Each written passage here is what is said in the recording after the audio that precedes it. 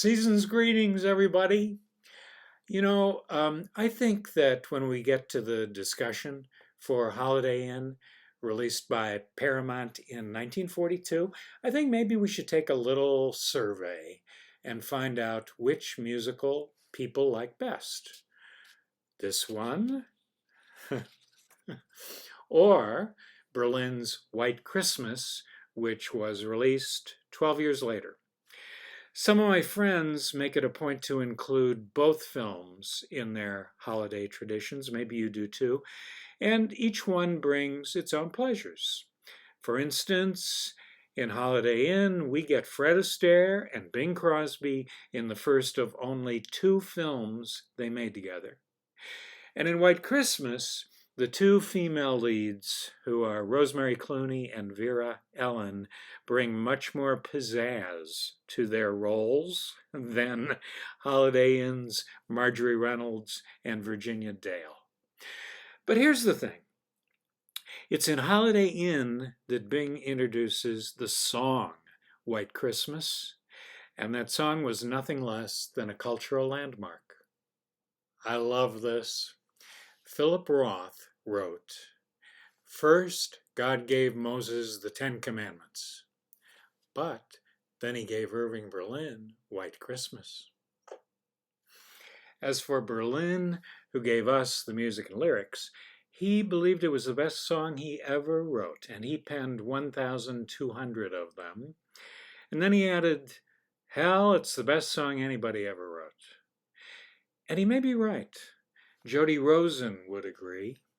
20 years ago, he wrote a whole book about White Christmas, placing it in the context of Berlin's body of work and America's social history. But I'm getting ahead of myself. First, we must say bye-bye to the 1954 movie, as Sondheim might put it, maybe next year, because it's Holiday Inn time. Irving was very canny about keeping himself in the spotlight of our pop culture. It was his idea to make a stage musical in which most of the songs would be tied to major holidays. And he could already check Easter off the list, right?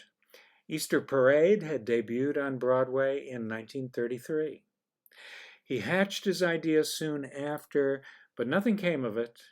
Then, in 1940, he took it to Paramount and producer-director Mark Sandrich Jr., who had done such a terrific job on Irving's three Astaire and Rogers movies, Follow the Fleet, Carefree, and the imperishable Topette.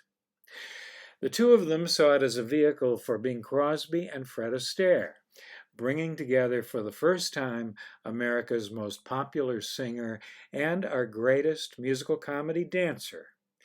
And Irving, he even had a hook for the storyline, which would begin on Christmas Eve and end 2 years later on New Year's Eve.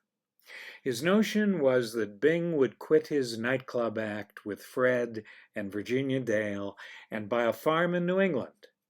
When it became apparent that farming was not his thing, he turned it into an inn, opening a nightclub, but only doing shows on holidays.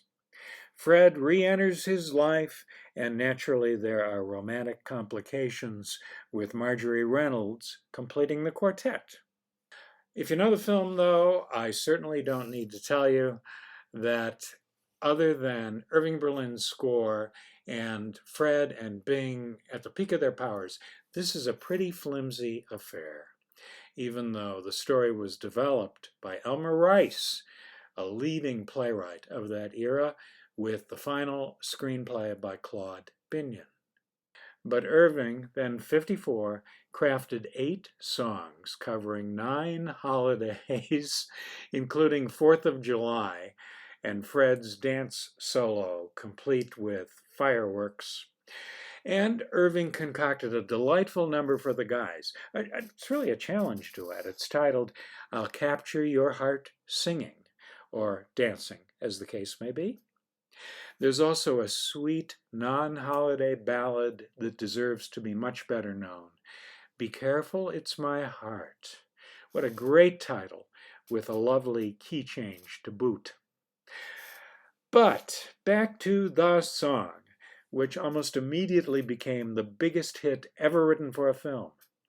More than that, it's the biggest pop hit of all time. How about that? It was what Irving called his secret song because he wrote it first. And actually, he found the melody as early as 1938. He didn't share it until work began on the film, and he felt so strongly about White Christmas that he had it in his contract that the song could not be cut.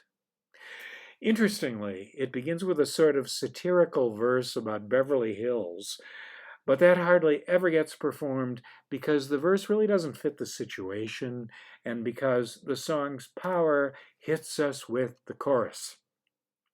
In fact, Irving had the verse removed from the sheet music early on. We so take this song for granted now, don't you think? As Jody Rosen writes, we know it so well that we hardly know it at all. Listen again. White Christmas has an underlying sadness, a wistful ache for the bygone. Alec Wilder calls the series of chromatic phrases of the main strain, I'm Dreaming of a White Christmas. He calls that truly daring. As for the lyric, typical of Irving, it is the very essence of purity and simplicity. He tells his story in just 53 words, 44 of them one syllable. And there couldn't have been a more providential time for this song, because though his theme was vividly stated only in imagery, the film was created to speak to an America frightened, even traumatized by World War II and the grave threat it posed to our democracy, particularly when Holiday Inn was released in late September of 1942. That Christmas, writes Jody Rosen, was the first that millions of Americans would spend away from home. So, unsurprisingly, servicemen took Crosby's recording of the song to their hearts, where it remained for the rest of their lives. As Irving declared, songs make history, and history makes songs. White Christmas, he said, was a song of peace in wartime. The layers to all of this are endless, but here's one that we must underline. Irving was, of course, a Jewish immigrant, the quintessential immigrant, as his daughter says. We hear it in God Bless America. And there's the irony that the two major Christian holidays, Christmas and Easter, were commemorated, though in a secular way, by a Jew. And now let's make a bigger point, because White Christmas is really a cornerstone of the American dream. In other words, what we aspire to and how we think about ourselves as Americans, or at least how we used to before our country became so polarized. Not that this movie is some kind of utopia. The racial stereotyping in the Abraham Lincoln blackface scene and in the characters of the housekeeper and her children, those are offensive today. And sadly, there was another blackface scene in 1954's White Christmas. But in the context of 1942, it seems to me the film is what we might call a hopeful utopia. Jody Rosen talks about the secular unity that this one song helped to inspire. How, and I'm quoting him here, it was the World War II U.S. military that, in an effort to forge interreligious bonding among soldiers, gave us the term Judeo-Christian tradition. The fact that America was at war with a fascist enemy notorious for its religious intolerance made the need for displays of secular unity all the more urgent. In that sense, the song is a kind of patriotic act.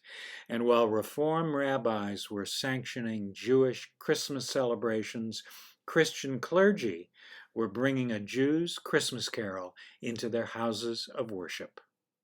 Heavy stuff for a 32-bar song in a fluffy musical comedy film, wouldn't you say? But the fact is that not only does the song live on, several years ago the film was adapted as a stage musical that enjoyed a healthy run on Broadway and is now performed all over the country. No less an American icon than poet Carl Sandburg caught the song's glowing spirit in the war-torn world of December 1942 when we so needed it. Way down under this latest hit of his, wrote Sandburg, Irving Berlin catches us where we love peace. I'm Bill Rudman from the Musical Theater Project, wishing you and yours a peaceful holiday season.